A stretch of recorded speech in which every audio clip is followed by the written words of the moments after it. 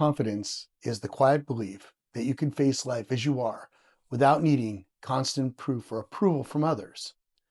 It isn't arrogance, nor is it the absence of fear. Rather, confidence is the ability to act, speak, and decide even when uncertainty exists. It develops over time, shaped by experience, self-reflection, and resilience.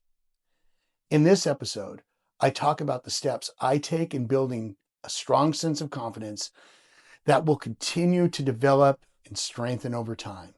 Let's get into it.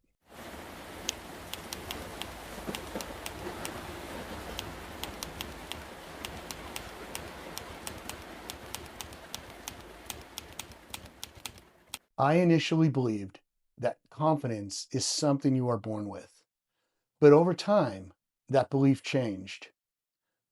Confidence ultimately begins with self-awareness, understanding your strengths, weaknesses, values, and limits. And when I discovered this, I found that I was less likely to be shaken by criticism or comparison. I stopped trying to become someone else and started focusing on becoming a better version of who I already was. And this shift is essential because confidence rooted in authenticity lasts a lot longer than confidence borrowed from appearances or achievements. And I've learned over the years that failure plays a surprising role in developing confidence. And while failure can initially damage self-belief, it often becomes one of confidence's strongest foundations. Each mistake teaches us something valuable: what does not work, what needs improvement, and then what truly matters.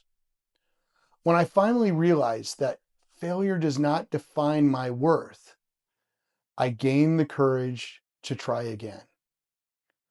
And I also found that the key to building emotional strength and clarity was by developing and encouraging the use of my inner voice. Confidence grows when you trust yourself to recover, adapt, continue forward, but it's also shaped by how we talk to ourselves. An inner voice that is constantly critical can undermine even the most capable person. But when I replace harsh judgment with honest but compassionate reflection, I find that it makes a significant difference. Now, confidence does not require pretending that everything is perfect. It's the opposite. It requires acknowledging challenges without letting them determine your identity. And another important aspect of confidence is independence from external validation. When encouragement comes from others, it's always helpful, but relying on it too heavily can become unstable. Because true confidence comes from aligning our actions with our personal values. When I know why I do what I do, praise and criticism loses some of their power.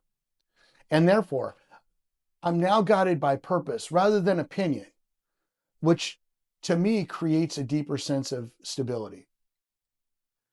And I also found that practicing humility and gratitude enforces self-confidence. And I made a previous video discussing gratitude, and you can watch it by clicking right there. But this also goes to mindset. By starting with these two values, I find it easier to see the smaller wins. And these add up over time and become the foundation for an increased inner strength that is sometimes required when we need to take calculated risk. Confidence also reflects how we interact with others. It allows for respectful communication, healthy boundaries, and empathy. Confident people do not need to dominate conversations or prove themselves constantly. They listen, learn, and engage openly. And this helps to create stronger relationships and a greater sense of mutual trust. And ultimately, personal confidence is not about being fearless or flawless. It's about self-trust, the belief that you can handle challenges, learn from your experiences, and stay true to yourself. And it continues to grow gradually through effort and reflection, and sometimes even through hard work and perseverance. My name is James, and I thank you for watching. If you enjoyed this content, please like, share, and subscribe. A thumbs up and a comment also goes a long way to helping out the channel. Let me know if you like what I'm talking about here. Again, take care and see you in the next video. Peace.